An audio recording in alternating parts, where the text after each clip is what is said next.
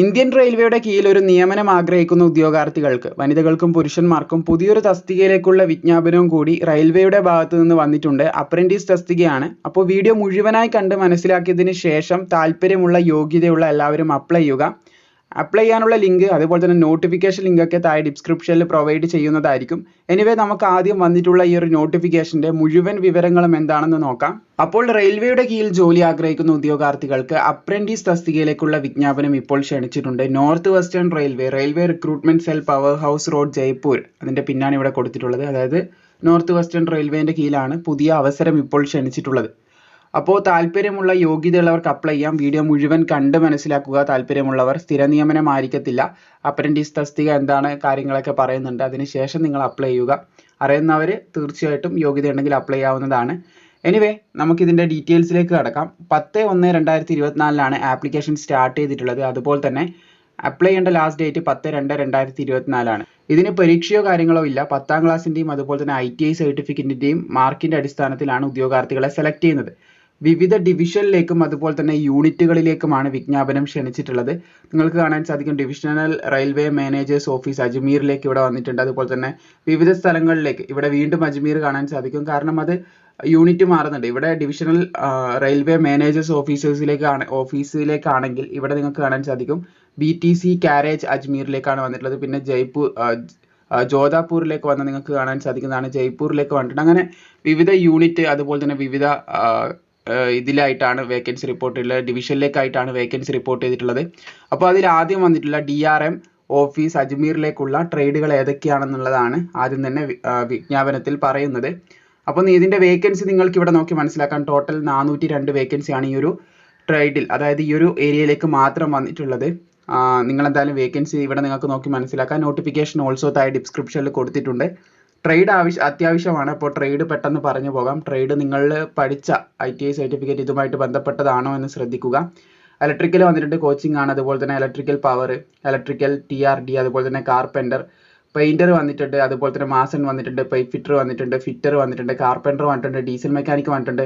അതുപോലെ അടുത്തതിലേക്ക് കിടക്കുകയാണ്. അടുത്ത ട്രേഡിലേക്ക് നോക്കുകയാണെങ്കിൽ അടുത്ത യൂണിറ്റിലേക്കുള്ള ട്രേഡ് നോക്കുകയാണെങ്കിൽ ഫിറ്റർ വന്നിട്ടുണ്ട്, പവർ ഇലക്ട്രീഷ്യൻ വന്നിട്ടുണ്ട്, അതുപോലെ തന്നെ ഇലക്ട്രീഷ്യൻ ഇതൊരോന്ന് മാറുന്നുണ്ട്. ഇവിടെ കോച്ചിങ് ആണ്. അതുപോലെ തന്നെ ഇവിടെ ഇലക്ട്രീഷ്യൻ TRD ആണ് വന്നിട്ടുള്ളത്. അതുപോലെ തന്നെ വെൽഡർ വന്നിട്ടുണ്ട്, ഗ്യാസ് ആൻഡ് ഇലക്ട്രിക് ആണ് വന്നിട്ടുള്ളത്, ഇലക്ട്രിക് എഞ്ചിനീയറിംഗ് ആണ്. അതുപോലെ തന്നെ വെൽഡർ വന്നിട്ടുണ്ട്.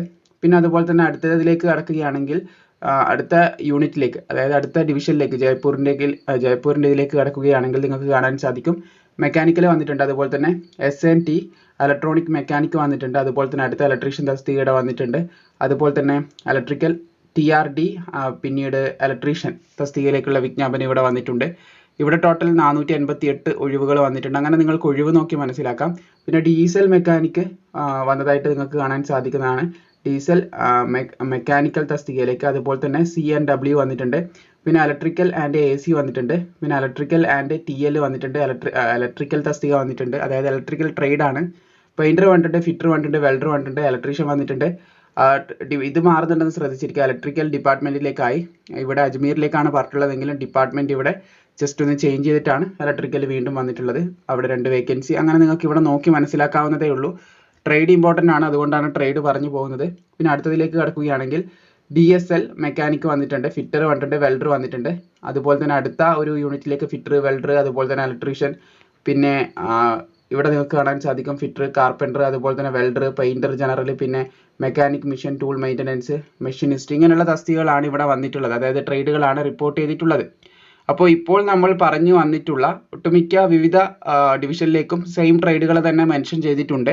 അപ്പോൾ ഇപ്പോൾ പറഞ്ഞു വന്നിട്ടുള്ള ഏതെങ്കിലും ട്രേഡിൽ നിങ്ങൾക്ക് ITI സർട്ടിഫിക്കറ്റ് ഉണ്ടെങ്കിൽ, ഇനി പറയാൻ പോകുന്ന യോഗ്യതയുണ്ടെങ്കിൽ നിങ്ങൾക്ക് അപ്ലൈ ചെയ്യാൻ സാധിക്കും.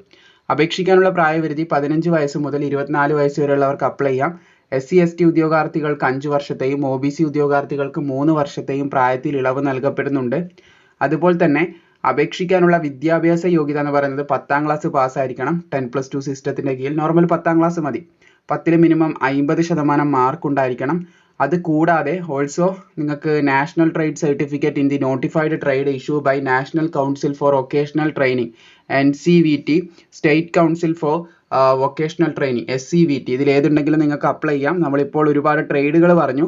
ട്രേഡുകൾ ഓരോന്നായിട്ട് പറഞ്ഞത് നിങ്ങൾക്ക് അത് ഉണ്ടോ എന്ന് അറിയാൻ വേണ്ടിയിട്ടാണ്. ഇപ്പോൾ പറഞ്ഞിട്ടുള്ള ഏതെങ്കിലും ട്രേഡിൽ നിങ്ങൾക്ക് ITI സർട്ടിഫിക്കറ്റും 10ാം ക്ലാസ്സിൽ 50% മാർക്കിൽ കൂടുതലും ഉണ്ടെങ്കിൽ നിങ്ങൾ എലിജിബിൾ ആണ് അപ്ലൈ ചെയ്യാനായിട്ട്. അപേക്ഷാ ഫീസ് 100 രൂപ എല്ലാവരും അടക്കണം. എക്സെപ്റ്റ് ഇവിടെ നിങ്ങൾക്ക് കാണാൻ സാധിക്കും SC ST വുമൺ കാൻഡിഡേറ്റ്സ് ഒന്നും അപേക്ഷാ ഫീസ് അടയ്ക്കേണ്ട കാര്യമില്ല എന്ന് ശ്രദ്ധിച്ചിരിക്കുക.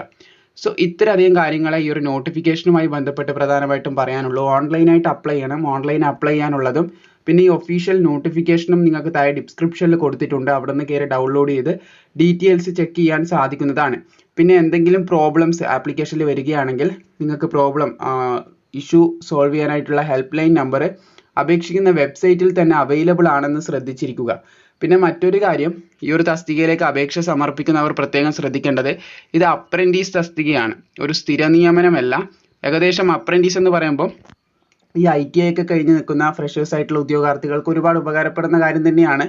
കാരണം അവർക്ക് എക്സ്പീരിയൻസും കാര്യങ്ങളൊക്കെ അവരുടെ ട്രേഡിലാക്കി എടുക്കാൻ സാധിക്കും. ഈ ഒരു നോട്ടിഫിക്കേഷനിലൂടെ ഉദ്യോഗാർത്ഥികളെ മിനിമം 10th പാസ്സായിട്ടുള്ളവരെ എക്സാം ഒന്നും ഇല്ലാതെ സെലക്ട് ചെയ്യും. സെലക്ട് ചെയ്തതിന് ശേഷം നിങ്ങൾക്ക് 1 വർഷം അല്ല 2 വർഷം ഒരു പീരീഡ് ഉണ്ടാവും. ആ ഒരു പീരീഡിലേക്ക് സാധാരണ ITI ഇതിൻ്റെ അപ്രന്റീസിൻ്റെ ഒരു റൂളാണ് പറയുന്നത്. അപ്പോൾ ആ ഒരു പീരീഡിലേക്ക് നിങ്ങൾ അവിടെ ഡ്യൂട്ടി ചെയ്യേണ്ടതായിട്ട് വരും. അപ്പോൾ നിങ്ങൾക്ക് സ്റ്റൈപ്പൻഡ് ആയിട്ട് ചെറിയൊരു എമൗണ്ട്, സാലറി എന്ന് പറയാൻ സാധിക്കത്തില്ല, സ്റ്റൈപ്പൻഡ് ആയിട്ട് ചെറിയൊരു എമൗണ്ട് ലഭിക്കുന്നതായിരിക്കും. നിങ്ങളുടെ അവിടുത്തെ ചിലവും കാര്യങ്ങളൊക്കെ കഴിഞ്ഞ് പോകാൻ അത് സഹായിക്കും. അത്ര ഒരു എമൗണ്ട് ആയിരിക്കും നിങ്ങൾക്ക് ലഭിക്കുന്നത്. പിന്നീട് അതിനുശേഷം നിങ്ങൾ അവിടുന്ന് ഇറങ്ങിക്കഴിഞ്ഞാൽ മറ്റൊരു ജോബിന് വേണ്ടിയിട്ട് ആ സർട്ടിഫിക്കറ്റ് ഒക്കെ വെച്ച് നിങ്ങൾ ട്രൈ ചെയ്യേണ്ടതായിട്ട് വരും. അപ്പോൾ അതാണ് ചുരുക്കി പറയുകയാണെങ്കിൽ ഈ ഒരു അപ്രന്റീസ് തസ്തിക എന്ന് പറയുന്നത്. അതുപോലെ തന്നെ ഇത് ലൊക്കേറ്റ് ചെയ്തിരിക്കുന്ന സ്ഥലം നമ്മളിപ്പോൾ പറഞ്ഞു, നോർത്ത് വെസ്റ്റേൺ റെയിൽവേയുടെ കീഴിലാണ് ഇത് വന്നിട്ടുള്ളത്. അതായത് സദേൺ അല്ല, നമ്മുടെ കേരളം, തമിഴ്നാട്, കർണാടക ഉൾപ്പെട്ടിട്ടുള്ള ഭാഗത്തല്ല. അപ്പോൾ ആ ഒരു ഭാഗത്ത് പോയിട്ട് ജോലി ചെയ്യാൻ താല്പര്യം വില്ലിംഗ് ആയിട്ടുള്ളവർക്ക് ഇത് നല്ലൊരു ഓപ്പർച്യൂണിറ്റി തന്നെയാണ്. അതായത് നമ്മുടെ ഗുജറാത്ത്, രാജസ്ഥാൻ ആ ഒരു മേഖലയാണ് നോർത്ത് വെസ്റ്റ്, അതായത് നമ്മുടെ പാകിസ്ഥാൻ ബോർഡറുമായിട്ട് ഷെയർ ചെയ്യുന്ന ഒരു ഭാഗം. ആ ഒരു ഭാഗത്തിനെയാണ് നോർത്ത് വെസ്റ്റേൺ റീജിയൻ എന്ന് പറയുന്നത്. അപ്പോൾ ഇതൊക്കെ ഒന്ന് മനസ്സിലാക്കുക. എന്നിട്ട് യോഗ്യത ഉണ്ടെങ്കിൽ, താല്പര്യം ഉണ്ടെങ്കിൽ തീർച്ചയായിട്ടും താഴെ ഡിസ്ക്രിപ്ഷനിൽ ഈ നോട്ടിഫിക്കേഷൻ കൊടുത്തിട്ടുണ്ട്. എക്സാമോ അല്ലെങ്കിൽ മറ്റുള്ള ഫിസിക്കലോ ഒന്നുമില്ല. നിങ്ങൾ അപ്ലൈ ചെയ്യുന്നു, നിങ്ങളുടെ മെറിറ്റിൻ്റെ അടിസ്ഥാനത്തിൽ ആർക്കാണോ കൂടുതൽ മാർക്കുള്ളത് അവരെ സെലക്ട് ചെയ്യും. അപ്പോൾ താല്പര്യമുള്ളവർ അപ്ലൈ ചെയ്യുക. നിങ്ങളുടെ സുഹൃത്തുക്കൾക്ക് ആർക്കെങ്കിലും ഇതിന് അപ്ലൈ ചെയ്യാൻ താല്പര്യമുണ്ടെങ്കിൽ, ITI സർട്ടിഫിക്കറ്റ് ഒക്കെ ഉണ്ടെങ്കിൽ അവരിലേക്ക് മാക്സിമം ഒന്ന് ഷെയർ ചെയ്ത് കൊടുക്കുക. വീഡിയോ ഇഷ്ടപ്പെട്ടാൽ തീർച്ചയായും ലൈക്കും കൂടി ചെയ്തേക്കുക.